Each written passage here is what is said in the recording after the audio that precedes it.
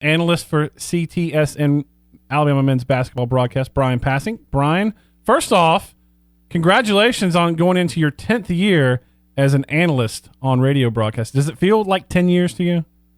It's flown by. No, it's gone by quick. It's been a ton of fun getting to work with my buddy Chris Stewart and Tom Stipe. We've had a great time, and the good news is the times are just going to get a little better, I think, much better, I predict, this year and into the future with what Avery Johnson's doing with the basketball program. But it's been a blast to be a part of the network for as long as I have, and getting a chance to work with these guys makes it a whole lot better. Now, I think you're exactly right. We're in the middle of an Alabama football stretch run in which the team's number one in the country, and yet basketball is holding its own in terms of attention. They had a open media session practice. They held a open practice session for Tide Pride members the other night, and then the recruiting run they're on. There is a lot of positivity, a lot of energy around this program right now. There sure is. I mean, momentum is high for what Avery Johnson and his staff and these guys are doing.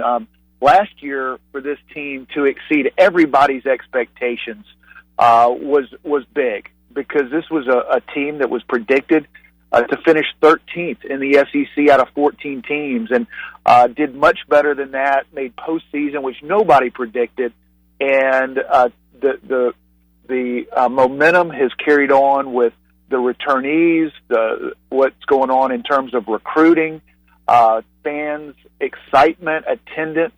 Last year, this program set an all-time attendance record, and this was a team, as I mentioned, that was not predicted to be very good. So it just shows you the excitement around this program, because what we saw on the court last year was definitely exciting, but I think more than anything, the hope, the optimism, the future of this program is so bright, and it's got a lot of Alabama fans, a lot of Alabama basketball fans really excited and anticipating another fun year for this program. Yep, just under a month away from the first exhibition game of the season. But when you look at this roster this year, obviously getting Nick King eligible this year is huge. Getting Dazon Ingram back at the point with his rebounding ability is huge. Are there any holes this year or any depth concerns that you look at, or is this as good as they've been in a while? Well, I think when you look at this roster, to me, one thing I don't worry about is depth. Now, what I do worry about is replacing Retno Basahan, one of the top 5 players in the SEC. So do you have that go-to scorer, that guy that can get you 25, 30 on a given night? I'm not sure at this point that the team has that. They may, and those guys will fill different roles than they did a year ago. But 1 through 12, this is a much deeper team than we saw a year ago. There is solid talent throughout, and I don't think it's as important who starts, because you've got guys at every single position that can come in off the bench, and you're not going to see a lot of drop-off, which I think is great in terms of the way this team wants to play and what Avery Johnson wants to do from a pace standpoint on the offensive end. He really couldn't do that as much as he would have liked last year. So I think this team will have the chance to get up and down a little bit more, and one of the reasons is depth. The recruiting class coming in is very good. You've got some guys eligible in Nick King, Avery Johnson Jr. You've got Dazon coming back from injury with all the returnees. I think this team has a chance to be pretty good. Talking to Bryan Passink, the color analyst for CTSN broadcast, with our good friend Chris Stewart. Is there an alpha on this team, or is that something you played? When does those leaders start to develop? Is that early on in practice? Was it over the summer? Who's the alpha on this team? Yeah, that's a great question, and right now I don't know the answer to that. And it is developed in the summer, in the off season, in the spring, in weight workouts and preseason conditioning, and guys getting together over the summer and the team workouts that they're able to do now. I think there's a lot of candidates that could step up. I mean, Jimmy Taylor has been really good over the course of his career. He's had a solid career. He's a senior now, and he's as experienced as anybody, and he's someone that can step up in a leadership role. Dazon Ingram, from a talent standpoint, we saw what he could do last year before he got injured. I thought before he got injured, he was the most talented player on the team, and that includes Rhett Obasahan, who went on to have a chance and compete for SEC Player of the Year.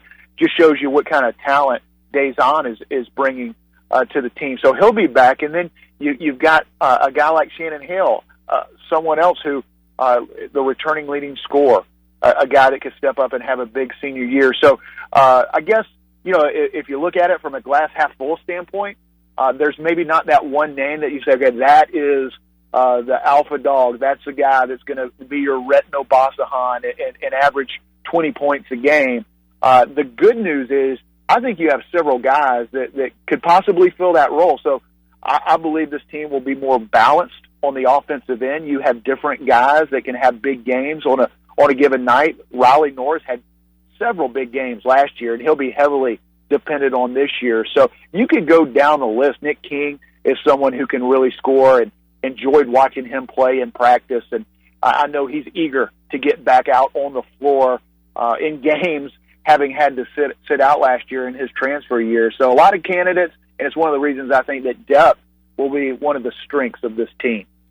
And from a non-expertise, a guy like me on the outside looking in, it looks like they're in position to be much better down low, at least, rebounding, which was a concern last year. Is that a stretch, or, adding a guy like Bolo, the development of Dante, what we saw at the end of last year, are they going to be a little better inside this year? I expect them to be because of the veterans that you have coming back, Jimmy Taylor, Shannon Hale, a couple of seniors, the guys that you're adding in Bola, Braxton Key, someone, a highly touted freshman. He could have gone just about anywhere in the country, and he can come in and play inside and out, and a really good rebounder at 6'8". Dante Hall, I thought, from the time he stepped on campus last year as a freshman to the end of the season, may have been the most improved player in the program, and he's really continued to work hard in the offseason. So you've got some guys that are very capable and some guys that can get physical around the basket. And I thought Alabama, early in the year, struggled rebounding the ball. That became a point of emphasis, and they got much better at that. But from a depth, from a body standpoint, I think this team has a chance to be not only better inside, but also better on the glass. Yeah, I look at it, and the depth is just so much better than it was last year, which is a tremendous benefit to that coaching staff. But in terms of where they rank in the SEC, it looks like the SEC as a whole has gotten better too, right? Well, I think it's trending up. When you look at the coaches that are now in their second, third, and sometimes fourth year, guys like Avery Johnson that are building programs, Rick Barnes at Tennessee, Ben Howland at Mississippi State, Bruce Pearl at Auburn. I think all of those programs are trending in the right direction. So when you look at some of these teams, how quickly will they jump up is the question. When I look at the SEC, obviously Kentucky should be a top 5 team nationally with a chance to go to a Final Four and compete for a national championship. After that, there's several contenders, and there's several teams that I think will be ranked in the preseason.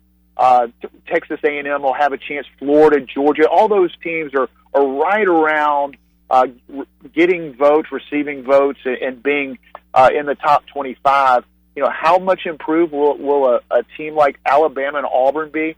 Those will be questions that I'm interested to get answered as we get in to non-conference play here in about a month. So the SEC, when you look at it, you have Kentucky, and at least this year, there's some other teams that'll be competing maybe for that number 2 spot. So how well those teams do, I think, will ultimately give you what the perception nationally is of the SEC. But if the SEC is a stock, I would buy right now, because I don't think the expectations are for the league to have a great year.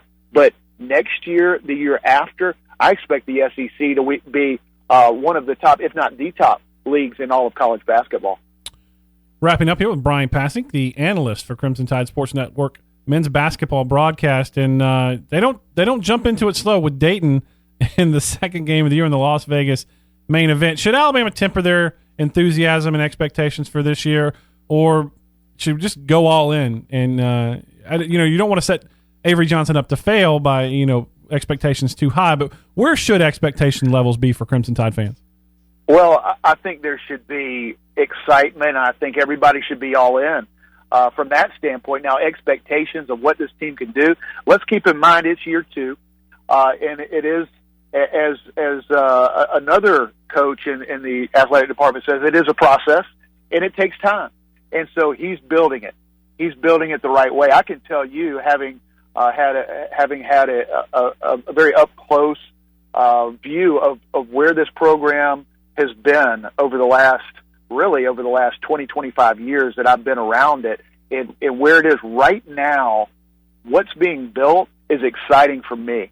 I'm not sure how good this particular team is going to be this year. I think they'll have a chance to be one of the better teams in the SEC, and if they can, I think that'd be a huge accomplishment. But when I look behind the curtain and I see what's going on behind the scenes with the way these coaches are recruiting and what they're doing in developing talent, and what the future of this program looks like, not just this year, but a year or 2 or 3 out, I couldn't be more excited of where the program is, the direction that we're going. I think we have one of the best coaches in the country, and that goes for college. The NBA, Avery Johnson, a former NBA Coach of the Year, showed us what he could do on the floor coaching a year ago with not the most talented roster in the SEC, not one of the upper tier talents in terms of guys and talent that he inherited last year. That talent level is getting better. It's going to get even better and better the longer he's here, the longer he's able to recruit. So I look at the program, and I could not be more excited about the direction that we're going. So I think fans should be extremely excited. And also keep in mind it's year 2, and it takes a little time. So I'm fired up to get it going here in about a month.